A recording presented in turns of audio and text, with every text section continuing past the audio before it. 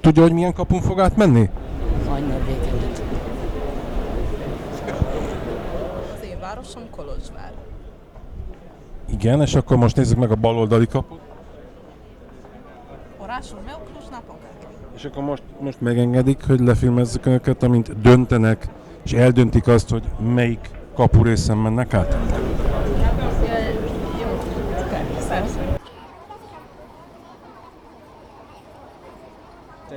Okay, sorry. Okay, have a nice day. Well, I don't forgive you, but never mind. Veți trece sub porta... Jó, a hölgy simán átment a Cluj-Napoca feliratú tábla alatt. Partea asta este despre Cluj-Napoca, orașul în care sunt 3 limbi în circulație.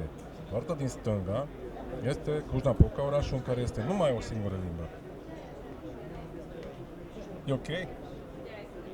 Puteți să vă decideți. Pe unde treceți. Bun, noi vă urmărim. Succes! Mișto, excelent!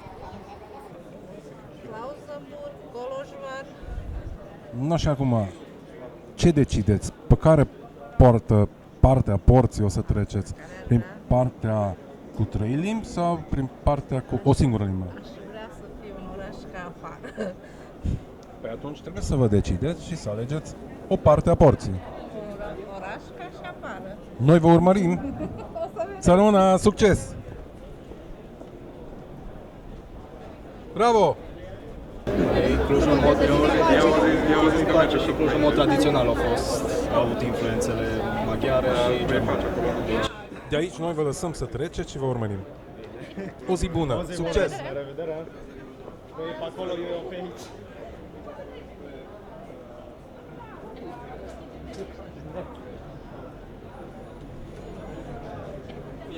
Az én városom Kolozsvár.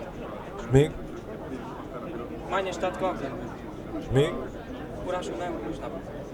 Most már megvan, hogy mi itt az ideal. Ketté van osztva, önöket arra fog megkérni, hogy döntsék el, melyik oldalon mennek át, az szerint, hogy milyen városban kívánnak élni. Megvan? Sok sikert! Hajrá! Követjük!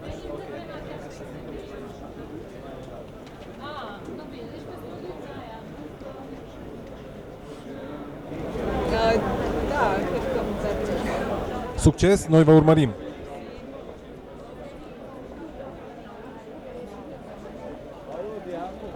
Perfect limba, evident. Succes! Mulțumim. Mit mondtak? Ez is ugyanaz. Nem tudok már róla. Ez az orașul meu Cluj-Napoca.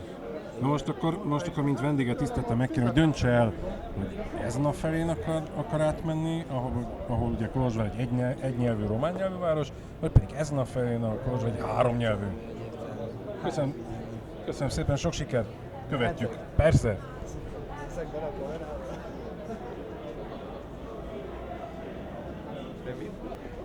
Dar mergeți bine, mergeți în direcția cea bună. Aia e viitorul. Nu știu și nu mă interesează. Nu vă interesează Clujul? Pe partea cu 3 limbi. Succes, noi vă urmărim. O zi bună. Sărut mâinile.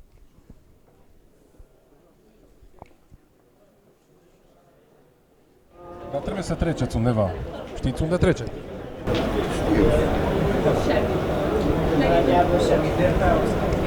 És megkérdezem, önök melyiken fognak most átmenni? Hát a jobb oldalon. És miért? Hát mert amellett vagyunk, hogy több nyelven írjuk ki. Mivel több nyelven. Szóval több nyelvű emberek is laknak itt, nem csak románok. Korrekt? Akkor innen önöknek sok sikert kívánunk.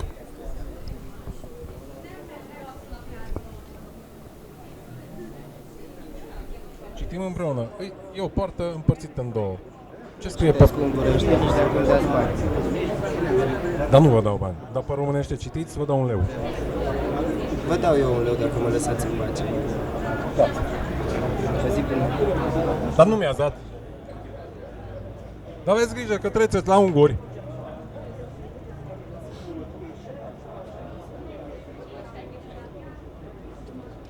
Aveți rest? Nu am rest. N-ai? N-ai. Dar aveți grijă că treceți la unguri. Nu-i bine. Ați trecut la unguri. Unde o să treceți? Deci acolo Și de ce? nu vorbesc alte limbi. Dar aici asta e o chestie simbolică, că în Cluj stau și unguri, stau și germani, sau au stat, dar până când nu au plecat. Tot prin ce Tot așa. Da. Și acum puteți să-mi ziceți de ce? Pentru că e orașul meu, nu al cuiva. Să trec pentru ei. Pe partea stângă, ce scrie? Orașul meu Cluj-Napoca. Pe partea dreaptă? Orașul meu Cluj-Napoca. Și care e diferența? Nicio diferență. Da, sunt acolo și alte inscripții. Da. Păi problema este, dar ar fi fost să decideți unde doriți să vă exprimați opinia. Nu contează asta. Suntem în România, nu contează. Nu contează limba, nu contează omul, nu contează ce. Etnia. Suntem în România, suntem toți români. Dar ungurii zic că e nus, germanii zic că e nus. Dacă nu sunt ungurii, să meargă în Ungaria atunci. Și germanul unde se merge? În Germania. Din partea mea, eu pot să vă zic că am să transmit domnului primar Emil Boc să adauge toate limbile de circulație internațională. Eu cred că domnul Boc ar fi de acord cu chestia asta, mai puțin cu limba maghiară. Asta eu personal aș fi de acord doar cu două. Limba română și limba engleză. Kedves nézők, román hazafi, akivel az előbb elbeszélgettem, kedélyesen egy lejt ígért, ha békén hagyom. Én békén hagytam, ő meg elment, szerzett egy lejt és betette a zsebembe. Nekem ma jó napom